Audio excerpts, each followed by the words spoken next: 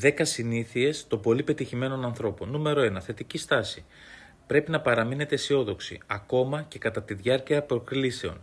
Περιβάλλετε τον εαυτό σας με αισιόδοξες επιρροές. Εξασκηθείτε στην ευγνωμοσύνη καθημερινά για να διατηρήσετε την ενέργεια και την προοπτική.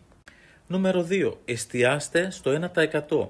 Μικρές και συνεπείς ενέργειες συνδυάζονται με την πάροδο του χρόνου. Αποφύγετε να παραμελείτε μικρά λάθη επειδή συσσωρεύονται. Στοχεύστε σε σταθερή πρόοδο αντί για ξαφνικές μεγάλες νίκες. Νούμερο 3. Θέστε στόχους. Ορίστε σαφείς στόχους και καταγράψτε τους. Επαναξετάζετε και προσαρμόζετε τακτικά τους στόχους για να παραμένετε ευθυγραμμισμένοι σε αυτούς. Οι στόχοι σας δίνουν εστίαση και κατεύθυνση. Νούμερο 4. Δώστε προτεραιότητα στις εργασίες. Εστιάστε πρώτα στις πιο σημαντικές εργασίες. Αποφύγετε να γεμίζετε την ημέρα σας με πολύ άσχολη αλλά χαμηλής αξίας εργασία. Αυτό αποτρέπει την καθυστέρηση και αυξάνει την παραγωγικότητα. Νούμερο 5. Επίλυση συγκρούσεων. Μην τρέχετε μακριά από τις συγκρούσεις. Αντιμετωπίστε τες ήρεμα. Αναζητήστε λύσεις που ωφελούν όλους. Οι ισχυρές σχέσεις χτίζονται πάνω στην εμπιστοσύνη και την αποφασιστικότητα. Νούμερο 6. Αυτοεπένδυση. Η καλύτερη επένδυση είναι πάντα στον εαυτό σας. Διαβάστε βιβλία, παρακολουθήστε μαθήματα και μάθετε νέες δεξιότητες. Η ανάπτυξη πολλαπλασιάζει τις ευκαιρίες στο μέλλον. Νούμερο 7.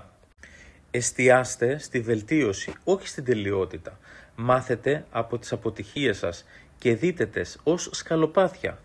Δεσμευτείτε στη διαβίου μάθηση και ανάπτυξη. Νούμερο 8. Σκεφτείτε το μέλλον. Η ζωή είναι σαν το σκάκι. Σχεδιάστε τουλάχιστον 2 βήματα μπροστά. Μην κυνηγάτε μόνο τις βραχυπρόθεσμες νίκες. Δώστε προτεραιότητα στη μακροπρόθεσμη επιτυχία. Προβλέψτε τα εμπόδια και προετοιμαστείτε για τις λύσεις. Νούμερο 9. Να είστε προνοητικοί. Μην περιμένετε ευκαιρίες. Δημιουργήστε τες.